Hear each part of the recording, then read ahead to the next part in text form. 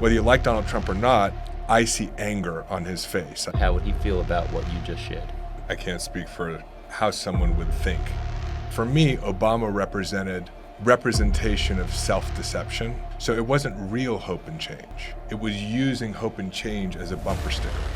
Is there anyone in public recognition who you feel represents hope and change? I was supportive of what's going on in Gaza, and people talk about the war in Gaza. I don't think it's a war at all. It's a very one-sided military assault. I lived a life of such suffering that led me to check out of my undesired emotional experience of life through drugs, through alcohol, through sex addiction. It started out as the coaching company we have. We've been very successful. We're on our way to over $50 million in revenue generated with a coaching company. Now with the addition of artificial intelligence, ChatGPT, I believe that you can create anything. Your brain doesn't know the difference between imagination and reality. So you actually start to build a memory of a future that has not happened yet. And one of my favorite books is Autobiography of a Yogi by Paramahansa Yogananda. He was an Indian saint that came over from India and started teaching there's an omnipotent, omniscient, loving presence taking care of you. Is it going to take 30 years to end all human suffering, or is it an impossible goal? We will have the type of world that many of us dream of when we... David Bayer, author of A Changed Mind. I am James Swanwick. Welcome to the show. I am here with a wonderful man by the name of David Bayer, who was the author of this incredible book, A Changed Mind. David, welcome. James, thanks for having me. You and I have known each other about maybe 7 years ago. We probably met 7 or 8 years ago. And we've seen each other over the years, but these last several days we've been able to spend more time with each other. And I've grown to really appreciate the depth of your knowledge as it relates to human behavior and psychology and what makes us tick and what makes us do the things that we regret and what makes us do the things that we love. Just as an introduction, would you please introduce the principles of your book, A Changed Mind, and maybe just tell us a little bit about yourself? Yeah, sure. A changed mind. Well, first I'll tell you, in the beginning, I started writing a book early on. Well, when I started understanding how to connect these dots between neuroscience and behavioral psychology, personal growth, wisdom teachings, spiritual teachings, metaphysics, I just wanted to share what I saw because it was a whole new lens through which I was experiencing life.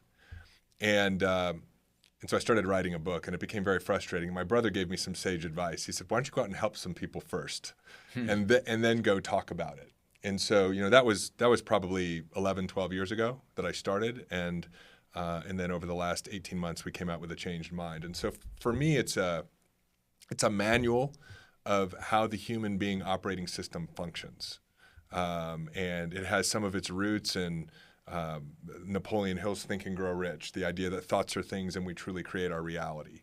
It has a metaphysical background, as I mentioned before, spiritual teachings, wisdom teachings, and bringing it all together into a framework for living to allow an individual and all of us collectively to peel back the layers that have created dynamics in our life that we don't enjoy, and to free ourselves from the old programs and traumas and belief systems so that we can truly have a powerful living experience.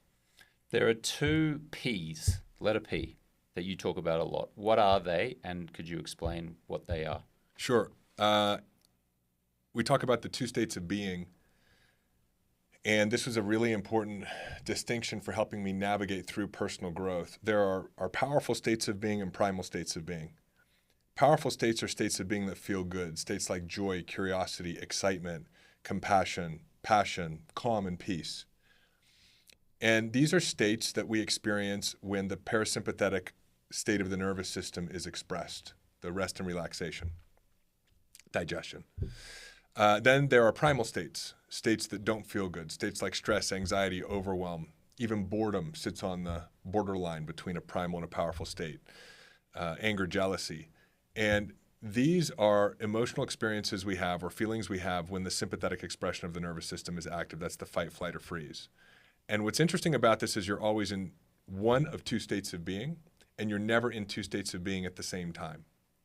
And so this became an anchor in my personal growth work because what I became aware of was the fact that whether I was in a powerful state or a primal state was determined not by the experience I was having. It wasn't determined by the job that I hated. It wasn't determined by the amount of money in my bank account. It wasn't determined by how my body felt. It was determined by the meaning I gave the experience, right? You and I both went through Landmark Forum. I think there's a distinction there, which is suffering is separate from the experience. They talk a lot about the story. Yeah, and they also say there's no good or bad. There is just what is. Correct. And their whole ethos is really life is empty and meaningless. Yes. So the only thing that's happening is that there's a bunch of stuff happening. There's a bunch of stuff happening. The meaning we give the experience determines what state of the nervous system is active. But this is really important because if you want to create more financial abundance, if you want to create a change in your relationships, if you want to discover your purpose, if you want to start your own business, whatever it is that you desire, you're going to achieve it from a powerful state, because in a powerful state, we have access to intuition, inspiration, resource, health, vitality, abundance, prosperity, connection, presence, all those things. We're operating as the supreme man or supreme woman, the human being. When we're in a primal state, we're reactive in nature, we're instinctual in nature, we're really operating like, and this isn't a neurophysiological reference, but sort of the mammalian, reptilian version of ourselves. And so if you were to ask me, hey, what's the most important thing I can do to create any change in my life or achieve my full potential, no matter how you want to describe that, my answer would be notice when you move into a primal state of being and use whatever tools you have access to move back into a powerful state. And a primal state is we're reactive, we're upset, we're angry, we're fearful, we're triggered. Really, if you look at it, there's so many ways to describe it, and all of those are accurate. We're also in a repetition of our trauma, because that's really what's happening. What's occurring in the moment is a memory.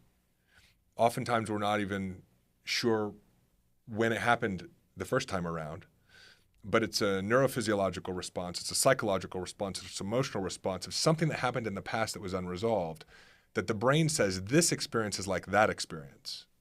And so the trigger, right, as you called it, gets activated. And so that's why the work, the healing work, is to take a look at the response and begin to question the response and to begin using tools in order to create a change in response, to heal the trauma, so that we can rewrite that memory that's continuing to play out in the present moment and preventing us from the things that we want to create in our life.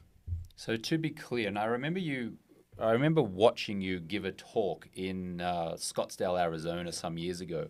And the thing that struck me is that we're only ever in two states. And I think maybe you had used different verbiage at the time. Maybe it wasn't powerful or primal. I thought it was a beautiful state of mind or a something state of mind. Suffering, yes. Suffering. So whether it's a beautiful state of mind or a suffering state of mind or a powerful state of mind or a primal state of mind, we can only be in one of those two states. We cannot be in those states at the same time. Correct. You're not bored and excited simultaneously. So you're not joyful and stressed and anxious simultaneously. At the same time. Now, sometimes it can toggle so quickly that it may almost feel that way. Yeah. But I think it makes sense to most people, right? Sense to most people. I'm not going to be depressed and hopeful simultaneously. Got it. The other thing that stuck with me, and you just alluded to that, is a belief is a decision. Now, an example of a belief might be quitting drinking is hard. I'm not good at tech. Speaking about my 80-year-old father, who always is saying, I'm no good at tech, I can't do tech. And then the result is he's really hopeless at tech. It's a self-fulfilling prophecy. Yeah. So a belief is actually a choice or a decision. Tell me a little bit more about that.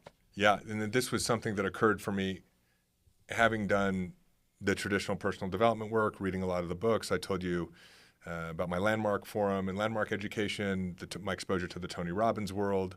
There seemed to be a certain set of beliefs that were just a little harder to uproot, even though I had learned some tools. And I had an awareness one day, I was obsessive. Napoleon Hill talks about a burning desire, or in scripture it says, ask and you shall receive. And I was obsessive about, how can I change these beliefs that I'm aware of that seem to be harder to change? And we were walking on the beach one day, and I just had an awareness, which was beliefs or decisions. And it seems like a 2-millimeter distinction, but it's really quite powerful, because a lot of people are aware of their limiting beliefs, but they think there's something that needs to happen in order for them to change them. Like you got to find a shaman or somebody with ayahuasca and a playlist, or you have to do, some brain training process, or there's some deep-rooted trauma that's been around for a long time. It's ancestral. It's part of my karmic lineage. And it's like, no, yes, and no. When you become aware of a pattern of thinking that doesn't serve you and you want to change it, you can simply make a new decision. And 100% of the time, the new decision is the opposite of the limiting belief. Right. So the limiting belief is money is scarce. The new decision might be something like life is abundant and prosperous. Money flows easily to me. The limiting belief is that she shouldn't have said that to me. The new empowered decision is she absolutely should have said that to me. The limiting belief is I'm never going to discover my purpose. The new decision is my purpose is already on its way. My purpose has already been established and is already on its way. And so the moment you make a new decision, 3 extraordinary things happen. Number one, and behavioral psychology tells us that the moment, if beliefs are decisions and you make a new decision, your belief has begun to change. Now you start to have different thoughts and ideas. So as you shift, for example, from a scarcity mindset into an abundance mindset, you start to have thoughts and ideas on how to accumulate wealth and prosperity. Number 2, there's a part of the brain that I've heard you talk about, the reticular activating system. That's that part of the brain that when you buy a car, you start to see the car everywhere on the road. Well, when you believe in financial insecurity, that's all you see. When you've made a new decision for financial abundance, you start to see money-making opportunities. It's really interesting because in our coaching programs, we work with entrepreneurs. And so they come in and want to grow their business. Some of them are having a hard time generating high-paying clients. They're looking for a tactic or strategy to implement. But once we help them shift their beliefs around money, they say, you're not going to believe it. I just got a new high-paying client, and it was somebody I already knew. Somebody already in their awareness, but that they could not see because that high-paying client was not in alignment with their beliefs around money. And the third thing is that when you make a new decision, you start to create coincidences and synchronicities that line up timing to produce those results. And so part of this is explained by behavioral psychology because as you have a new belief, you have new thoughts, it puts you in different places, it creates coincidences and synchronicities. But another part of this conversation is vibrational, because every time you have a thought and every time you have an emotion, there's an electromagnetic effect, right? We transmit that new frequency, and that is received by other people at unconscious levels and orchestrates rendezvous where we meet the people that we needed to meet. They say something that we needed to hear. And so all of life begins to conspire to materialize that shift in belief. And so that's all done through giving yourself permission to believe something new by realizing it's just simply a decision. May I share 2 possible examples of this, and maybe you could dissect it? So when I was 14, 15 years old, my mother came back through the summer school holidays with a video camera, one of these old 1990 video cameras, and you would put it on your shoulder and you'd look through the lens. And me and my 2 younger brothers and my cousins would act out these cops and robbers kind of scenes. And I would pretend to be a television news anchor. And in a very high-pitched voice, I'd say, hello, my name's James Swanwick from Channel 9 News, and there's been a robbery. And then we'd cut and then we'd go down and we'd act out this whole cops and robbers scene. And from that moment on, from 1990, I dreamed and desired to be a television host. That's what I wanted. And then in 2010, I actually became a television host on arguably the most famous, well-known sports television news show in America, SportsCenter on ESPN. Not only did I make it onto TV, but I made it onto this iconic show in the United States of America as a boy who grew up in a very safe middle-class neighborhood in Brisbane, Australia. Now, it makes no sense to me that I would have this idea of being a television host and then somehow I make it over to America and I host one of the most iconic sports TV shows. So what's going on there? Because I did have that desire to host a television show. I'm not sure I actually had the belief, but maybe I did have the belief. So can we unpack that as to what maybe created the fact that I actually fulfilled that childhood dream? Sure. So there's a lot there. Okay. Sorry, it took a while to tell that story. No, it's great. Not that there's a lot that you said, but there's a lot of different ways we could unpack that. So desire is a powerful force. And if desire is not met by disbelief, the desire must materialize. So if I were to sum up all of personal growth into a very simple equation, which I don't know that you and I have talked about because it's in our more recent work, It is that desire plus non-resistance equals desired result. Desire plus non-resistance Equals desired result. Got it. 100% of the time, if you have a desire, it must produce itself as a result if there is not resistance. So the desire in this case, for example, was I want to be a, how did you describe it? Television anchor. Television anchor. And there may have been some resistance along the way, but predominantly you were in a non-resistant state, and so it produced itself as a result. And the mistake that a lot of people make is that we play by a different set of rules than desire plus non-resistance equals desired result. Very common high performer rule, which is bad math, is desire plus hustle and grind equals desired result. So we believe that if we have a desire and we want to produce the desired result, the way to get there is hustle and grind. And that's very much reinforced by a very like hyper-masculine Navy SEAL 5 a.m. club type of behavior that is particularly pervasive right now in personal growth and high performance. And then we see some of those people seem to be producing results through that approach, and we go and try to model that approach. But for most of us, it's not sustainable, nor is it particularly elegant when you understand metaphysics and creation principles, because you could take a much easier route, which would be non-resistance.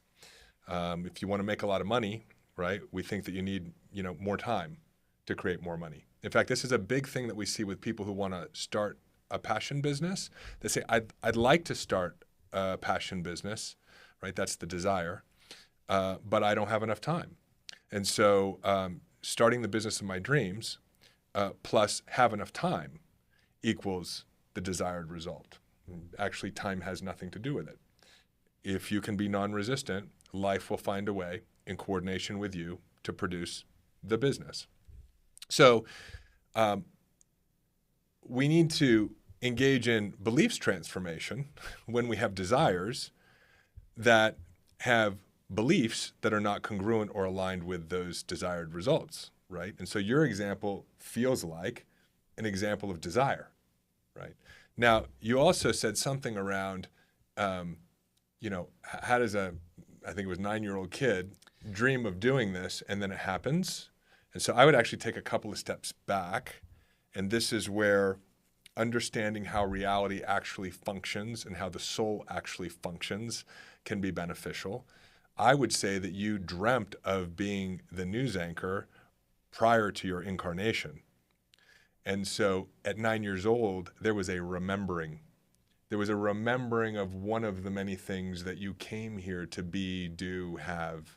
And so we talked about this the other day at lunch, right? There's this, especially in our childhood, we're playing out these roles that are predictive of who we become in the future. I told you about how I used to dream about being on the A-team, right? I'd watch the A-team and I'd literally dream. I don't mean dream like fantasize. I mean like I would have many dreams about being with Mr. T, B.A. Baracus, Faceman, Murdoch, Hannibal.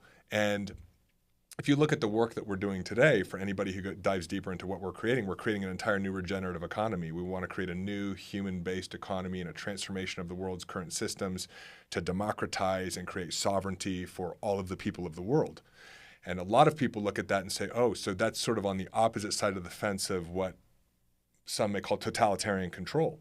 So, I wanted to go from town to town to town to help people who couldn't help themselves, who are being bullied by other people. And now look at the work that I'm doing, right? I'm helping people liberate themselves in the face of what some people might describe as a Goliath with a bunch of other people who are doing the same thing. And it's not going from town to town to town. It's playing the game out on planet Earth. So when I was a kid, I was remembering what my future was destined to become. It's so interesting. I referenced 2 examples there. I'll just quickly give you the other one, and then I want to come back to your regenerative economy and dig into that a little bit. The other thing I think about often is the fact that I have met the rock star John Bon Jovi 3 times. And I, growing up in Brisbane, Australia, was the world's biggest Bon Jovi fan. I had posters on the wall of the band Bon Jovi, of the lead singer John Bon Jovi. I watched every TV thing I could see on him. I bought every magazine. I was just obsessed with Bon Jovi. This is a group of guys, middle-aged guys, 15, 20 years older than me, from New Jersey, biggest rock band in the world. How does a guy or a kid growing up in suburban Australia, in Brisbane, who adores that band, how does the universe manufacture me meeting John Bon Jovi 3 times and interviewing John Bon Jovi once? How does that happen? Like, what is going on there? Look, if we want to talk about it on a practical level, it's behavioral psychology. So you had a desire, which we might liken to a belief. You know, there was a belief that John Bon Jovi is amazing. There's a belief that you'd like to meet him. There's a desire. There isn't a lot of resistance in there. You know, it may not have been like, oh man, it'd be so amazing to meet John Bon Jovi, but I'll never meet John Bon Jovi, right? So there's a desire that doesn't have resistance around it. And so throughout the course of your life, you'll have thoughts that'll motivate action, put you into different circumstances and situation, careers, places, timing, coincidences, synchronicities. Lo and behold, given enough time, a desire without a lot of resistance around it will produce the desired result. Okay, that's just behavioral psychology. Is what you're talking about manifestation, or is it more of a something different? It's exactly what it is. It's manifestation, right? We create our own reality through the desires that we have, and a modifier, which is resistance or non-resistance. And I didn't have any resistance. I was like, I want to meet John Bon Jovi. When the opportunity came to meet John Bon Jovi, I was like, yes. Like, what do I do? Where do I go? Right. So there's no resistance there. Yeah, we've all had experiences like that. I told you the story when we had lunch about how when my wife one point said, when we finish the remodel of our home, we're going to do a home, what's it called when you have people over to your home, a housewarming party. And we're going to have my favorite Latin singer, Diego Sigala, come over to the house and play on our balcony. And I was like, what, are you out of your mind? And 2 months later, we finish our remodel, and we see that Diego Sigala is performing in concert in Puerto Rico, which I'd never seen before. My wife ends up making a phone call, and next thing I know, we're doing a housewarming party, and Diego Sigala is playing on my back porch. Now, you could say, yeah, but your wife, took the proper action to have Diego Sigala come to the house. It's like, yeah, but what are the odds that this guy's doing a concert the same weekend that our house gets finished, and he's available, right? And so this is what I wanted to share with you. It's if you understand how to properly interpret the Bible, and I'm not saying properly in terms of a judgment of how other people may interpret it, but the Bible is a metaphysical manual, and so it tells us, right? Ask and seek and you shall find, right? Ask and it shall be given. Knock and the door shall be opened, right? I'm not a scriptural expert, but like it's all in there. And if you want to change your reality or you want to create something, it's through a changed mind, right? Be not conformed to this world, but be transformed by the renewing of your mind. And so, unfortunately, we aren't taught these principles when we're growing up. We're taught the bad equations, hustle and grind, people please others, chase success, have enough time or money, all of these bad equations that are causing the majority of people to live unfulfilled lives. David, you were talking about a vision for a new structure of human potential, and in addition, creating a regenerative economy. Tell me what you mean by those two things. Sure. Well, just taking a step back, one of the things that I became aware of because I lived a life of such suffering, right, that led me to check out of my undesired emotional experience of life through drugs, through alcohol, through sex addiction. And when I saw that I was able to change those behaviors, I became really, really curious about what was possible in terms of changing my life. And it was actually recovery, specifically 12-step recovery, that got me into personal growth. And then in personal growth, I went from having 2 homes in foreclosure, being single for 10 years, purposeless, no money in my bank account, lots of credit card debt, to the life I have now. I'm living in my dream home, married to my dream partner, my wife, lots of money, living a purpose-driven life. My wife was 46 when she got pregnant with Gabriel, right? I was 48. We're like quasi-biblical in terms of having children. It hasn't been the route that I expected, but my life is even more extraordinary than I had imagined. And I believe that when you start seeing the implementation of these, let's call them technologies, like the way that we're talking about thinking and feeling and changing and rewiring ourselves, I came to the belief that anything was possible. And so I thought to myself, well, if I can end my own personal suffering, then humanity can end its own personal suffering. And so Carol and I kind of took up this mission of ending all human suffering. And it started out as the coaching company we have. You know, we've been very successful. We're on our way to over $50 million in revenue generated with a coaching company working with entrepreneurs on both their mindset and their business.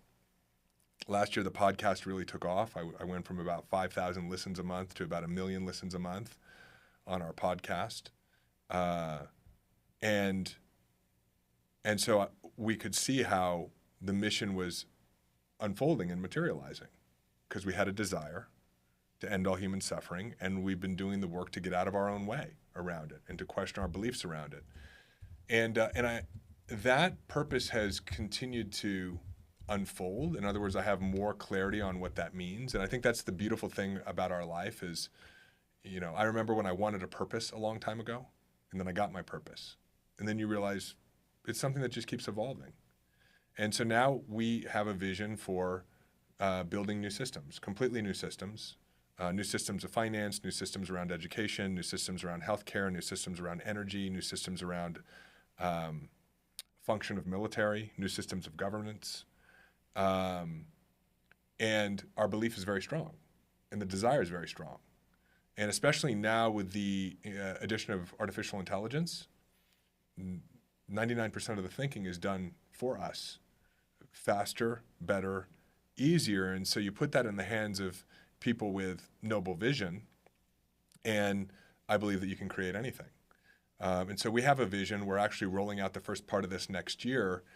I had always been inspired to create something similar to what I experienced in the 12 Steps of Alcoholics Anonymous. You know, as you've talked about, AA is not particularly successful at helping people remain alcohol-free. What AA does do very well for those who stick with it is help them heal emotionally, psychologically, to identify your own, what AA calls character defects, to live more in a state of forgiveness rather than resentment, which is super powerful, and to build a deep connection with what's described as a power greater than yourself. Those are all benefits that I got from my 12-step work. And those are actually fundamental, I believe, to personal growth. If you really want to be a powerful creator in your life and achieve your full potential, we have to let go of the baggage that we accumulated early on in our life, our belief systems, our resentments, what I would call the core program, which is our core belief systems, and reestablish self-love. And so next year we're launching Whole Human, which is a 12-step structure that is an incredibly powerful transformative technology. It's taking all the technology that I've developed over the last 10 years and putting it into a very easy step-by-step structure, and then giving people the opportunity who go through that transformation to give it to others as a facilitation. And so I view Whole Human as a coalition of awakened people who are coming together first to heal themselves and then to heal the planet. And from there, we've got a 30-year plan to start rolling out and building these new systems, everything from a new currency to a new economy, to longevity programs, to financial sovereignty. And we're not the only people doing it. There are a lot of other people who are now focusing on building new systems. One of the challenges right now is more and more people are becoming aware of the fact that, like, hey, there have been some shenanigans going on, you know, that there are elements within government that have been implementing global strategies that don't support the masses, but continue to transfer wealth to the few. And so a lot of people, as they're waking up, are becoming angry. And I think this is a lot of what the Donald Trump campaign was about. It was anger, right? In fact, whether you like Donald Trump or not, I see anger on his face. I see the way he interacts with people. If I was going to name a frequency where Donald Trump functions from, thinking about David Hawkins' Power versus Scale and the levels of emotion, I would say it's anger. But whatever frequency we're operating from, we're going to create experiences that are going to invoke that frequency from us. And so I'm expecting a lot of people to become a lot more angry. But it's people are waking up becoming angry when they want to tear down the old systems. But that's not actually how change takes place. Just like you talk about, you don't stop drinking by trying to stop drinking. You stop drinking by having a vision for what's possible and moving towards it. And we don't tear down totalitarian control by trying to tear down totalitarian control. We dissolve totalitarian control by having a vision for new systems and moving towards the creation of them. How would President Trump feel about your vision here? Because you're talking about 30 years, you're talking about love versus hate. And by the way, I'm gonna ask you a question about Sure. the other side of politics in a second as well, because some of our listeners, if we look at how the elections have gone, the last two cycles, it's kind of 50-50, isn't it? It's a 55-45, 60-40, 50. It's kind of split down the middle. But before we get there, Sure. how would the president, the current president, as we're recording this in 2025, how would he feel about what you just shared? I mean, I can't speak for how someone would think. All I know is what I believe around how change is created. And if we want to be able to create sustainable change, meaning systems in our world that are noble and loving and generous and fair and just, then we have to be those things. So would you have said that a year ago when President Biden was in office? Same concept? This is not a political statement, Republican, Democrat. This is what? Same concept. Yeah, it's vibrational leadership. So a lot of people or history say that President Obama was an energetic, positive, vibrational leader. Does that now mean that of the last number of presidents we've had in the United States, that he is that shining beacon and what you're kind of articulating here and the others are not? Someone like Trump isn't? Or is that simplifying it too much? You can map the presidency and the characters who sat in those seats over the last 40 years to our own personal growth and the phases of development that we go through, because the president reflects the consciousness of society. And there's a stage of development that we go through as people where we want change and we talk a really good game about it, but we're not actually committed to it. We want to stop drinking and we talk a lot about it, but we don't. We're not really ready for it.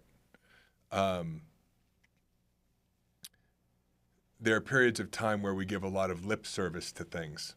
I see this with entrepreneurs. They have big, hairy, audacious goals, but it's more ego-driven.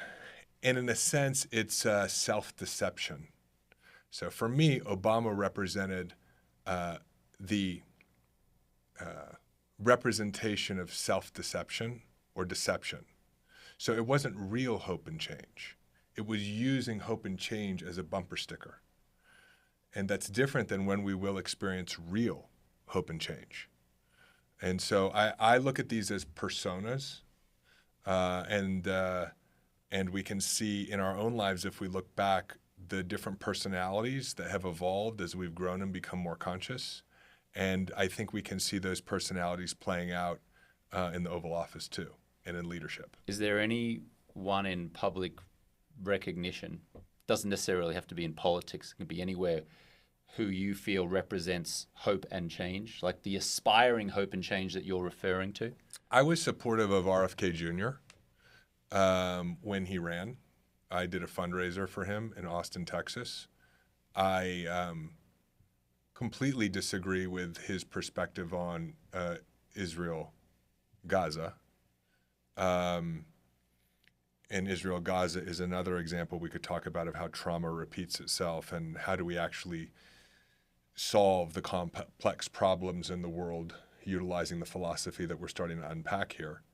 And And I wasn't surprised that, a lot of people have different opinions about RFK Jr. or leaving dead bears on the side of the road or whatever it is, right? A lot of that is just distraction, and some of it may not be. But I did meet the guy, and he has an extraordinary presence, and I think he mostly means well. And that's why I was not surprised that he had so much opposition to even running as president, right? I mean, let's think about this for a moment. Like the amount of energy and coercion that the Democratic Party put forth to prevent him from running was unprecedented. But even though he's imperfect, like all people, the level of consciousness and heart-centeredness that I experienced from him, I knew that we as a people had not become that yet. And so he had no shot of winning because we get the president we deserve. I was having a conversation with my wife about what's going on in Gaza, and people talk about the war in Gaza. I don't think it's a war at all. It's a very one-sided military assault. And we could have a conversation about Hamas and where that fits into the whole dynamic as well. And I said to my wife, she said, I don't understand how something like that can happen. And I said, well, because what we see happening there is still inside of all of us, wanting to judge other people, wanting to put down other people to feel better about ourselves, wanting to find a scapegoat or a reason or a justification for why I do certain things or how I feel a particular way. I think it was Donald Trump, but don't quote me on this. It was during the presidential debates where one candidate referred to another candidate as a Palestinian, as if it was the N-word, right? Like it was an insult to call someone a Palestinian. And my wife said, like, how could that still be in 2025? And I said, because we still function that way in our own minds when we interact with other people. We're still so personally insecure that we always have to find someone else to put down.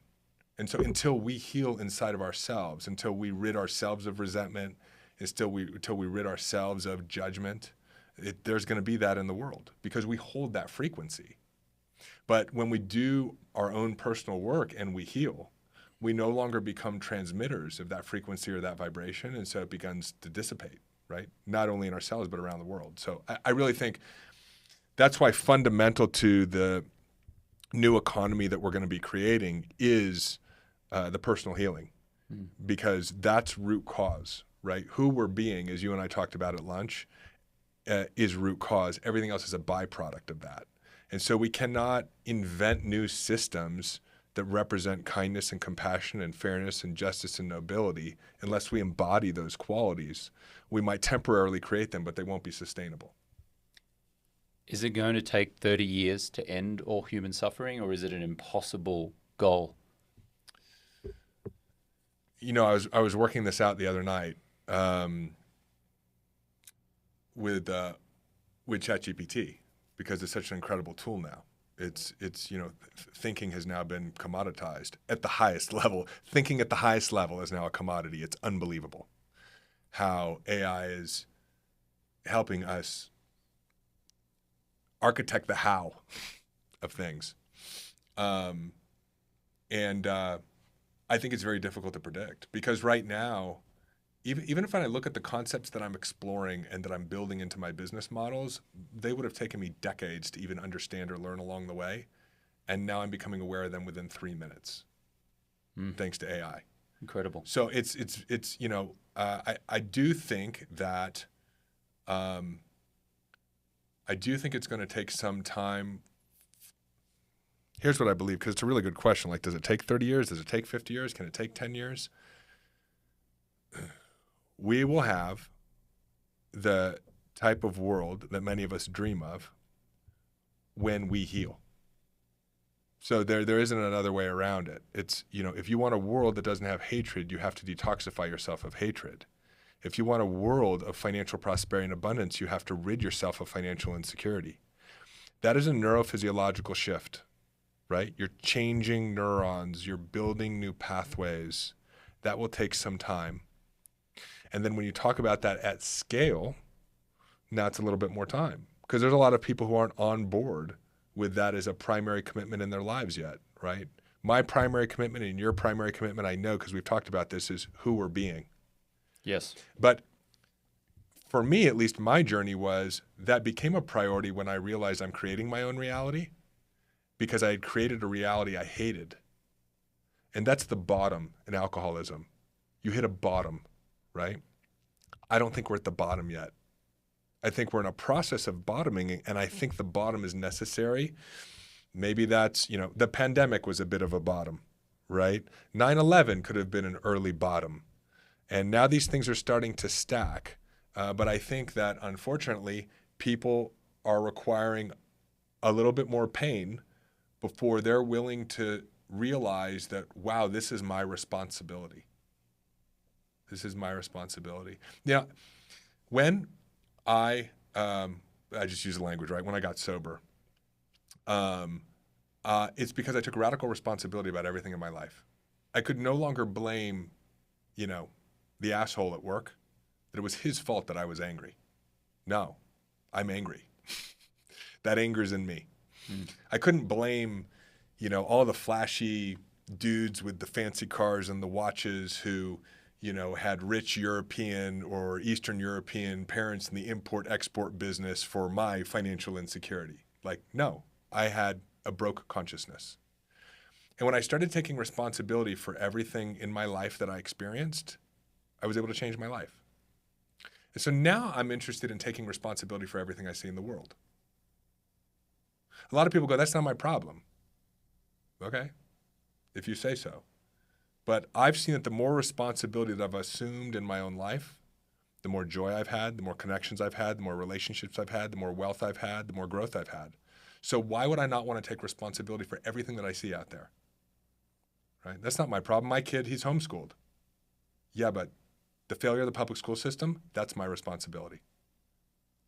But I feel well. I've opted out of the pharmaceutical cartel, right? I don't do the vaccines. I don't take the pills. Yeah, but that system, a lot of people are sick as a result of it. That's my responsibility. The more responsibility you're willing to take, the more expansive of a life you get to have. And so I'm very much interested and motivated to take responsibility at the highest level, anywhere that I can. Anything that God brings into my life is brought into my awareness for a reason. And so I'm interested in seeing what I can do about it. My wife and I are very passionate now because she watched some documentary on an airplane. We got to get rid of all the microplastics in the ocean. We have to, right? When I visit a place like here in Medellin and I see most people living in poverty or financial insecurity, one of the new KPIs that we just put, or outcomes for Whole Inc., is ending the third world status. Why should we allow third world countries to continue to be third world countries in a world where you and I are powerful creators and anything is possible, and now we have AI? No, it's our responsibility. Why? Because it's our planet. Do you think we can be as responsible or responsible for the weather, whether it rains or whether there's wind or whether there is sunshine? Is that the level of 100% responsibility that you're referring to there? Or is that something that you can actually just say, you know what, that's out of my hands? It's an incredible question that you asked. So my wife jokes because, we do seminars all around the world, and she says we bring whatever weather that we want. And she does it. And I see it with extraordinary precision, where when we have a winter event and we want snow, it snows. It wasn't even on the radar. When we're going somewhere and it's supposed to rain, she doesn't want it to rain, it doesn't rain. Not 100% of the time, but it's quite uncanny. And one of my favorite books is Autobiography of a Yogi by Paramahansa Yogananda. Yogananda wrote the book in the 60s. He was an Indian saint that came over from India and started teaching the combination of Hinduism and Christianity and sort of science of mind, right? Law of attraction and vibration here in the States. He's got the Self-Realization Fellowship, both in Pacific Palisades, which miraculously was the only thing that survived in the fires over there. It was untouched, and also a joint down in San Diego. One of my favorite books. And he tells the story of his guru changing the weather, right? Just the clouds dissipating, and it was very clear that it was his guru, Sri Yukteswar, who was able to achieve that. But this goes back to what Christ told us, right? Which is, you shall perform even greater miracles than I. Right? Was this a guy who could control the weather? Was this a guy who could walk on water? Was this a guy who could heal the lepers? right? This is a guy who held a belief of health so strong that if you were in his presence, you were healed, right? He was able to feed the 5,000. And whether you believe that's historically accurate or not, I happen to believe a lot of it is. Someone wrote a book to teach a point. And the point is that we create our own realities. And so I think we can take responsibility for just about everything. On the weather thing, I heard a phrase, and I've been using it for years. There's no such thing as poor weather, just poor choice of clothing. And that's always helped me to understand that if it's raining, fantastic. Yeah. If it's sunny, fantastic. Yeah. If there's lots and lots of wind and it's making a noise and there's tumbleweeds going down there, fantastic. And I can't complain. Right. If I'm out and it rains, it's just my own choice. Like, I'm responsible for the choice of clothing that I made, and it just is what it is. Coming full circle to our original conversation, which is there's no good or bad, there's only what is. Yeah, and responsibility is an ability to respond. So what you're talking about is choice. And the irony is that as a result of how we know the human being operating system functions, if you actually stop believing there's no such thing as bad weather, guess what you start to experience less of? Whatever you think is bad weather. Yeah, right? I was going to say bad weather, but it's actually not bad weather. It's weather that you might be perceiving as bad. Correct. But that I want to make sure this point sticks. Your approach of believing there's no such thing as bad weather, just bad clothes, right? Will actually, as a result of how our brain is a goal-achieving machine and how we create our own realities, but even if you just stick with behavioral psychology, will encourage you to make unconscious decisions that put you in places and locations where you actually experience less of what you would deem bad weather. Simply for your belief based on clothing choice. And it kind of gets to the God-SIBO question. Like, God may not be real. For me, God is real, right? Whatever that means. But a belief that there's an omnipotent, omniscient, loving presence taking care of you, and what that means for you and your life becomes your reality, whether God exists or not. Because the brain is so powerful, because of everything that we've talked about. Yeah. Right? I mean, we know that. There's this question of like, well, can you actually heal your own body? It's like, well, it's not even a question. It's called the placebo effect, right? They took a bunch of people, I can't remember how many it was in the hundreds, the Finnish shoulder impingement study, where they took a bunch of people in Finland, gave them slap repair on the rotator cuff, and then took a bunch of other people, convinced them that, put them under, didn't give them surgery, and the outcomes were exactly the same in terms of shoulder recovery, right? Can you heal yourself? Sure, based on what you believe. There's another study which shows if you just think about working out your bicep muscle, that your bicep will actually still grow. Not as much as if you worked it out with the weight, but it still grows, even when you do nothing. Yeah, you get the fast twitch stimulation. There was a study done in 2009. It was done at Harvard. It featured in Time magazine. They brought in piano players. They had them play the piano, and they studied what parts of the brain lit up. Then they had them come back and just imagine playing the piano. Same parts of the brain lit up. Now, since then, they've done more studies that show 80% of the neuronal activity was actually achieved through just imagination versus actually playing the piano. But what this shows us is your brain doesn't know the difference between imagination and reality. And so how does this relate to us creating in our lives? Most people prevent themselves from imagining as a result of thinking they need to know the how first. Well, I need to know how I'm going to create a regenerative economy. I need to know how I'm going to get healthy from my chronic autoimmune condition. I need to figure out how I'm going to start a business. But the truth is that if you don't worry about the how, and you just decide, and you just allow that future to coexist with your present moment, your brain doesn't know the difference between imagination and reality. So you actually start to build a memory of a future that has not happened yet. So you start to become the person who has produced the result before you even know how. And the irony is that brain change. It is the building of new neural synaptic connections or a memory of a future that hasn't happened yet that then starts to reveal to you the how. You have to become the person first.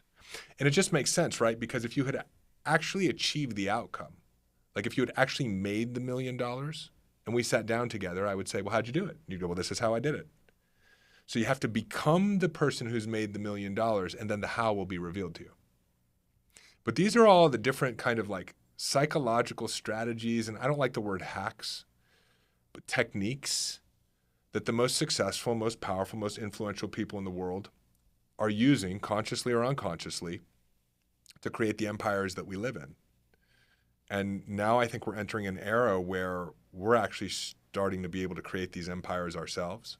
And as more and more people start to wake up and learn how to develop the skill and to do it together towards noble outcomes, not as a result of craving power, like this is going to be the transition from the current era of humanity into the next one. David Bayer is the author of the book A Changed Mind. Make sure you grab it wherever books are sold. And where else can our listener and viewer find more of your work, David? Yeah, sure. I mentioned the podcast, so it's called A Changed Mind as well. A lot of people listening on YouTube, but it's also on Spotify and Apple. And then anybody who's interested in going deeper can jump over to davidbayer.com. We've got a free download of an ebook, a couple of videos, and become a part of our community and our mission to end all human suffering. It's a pretty good mission. It's a good one. Maybe it'll take less than 30 years. I hope so. I hope so as well. David Bayer, author of A Changed Mind. Thank you so much. Thanks, James.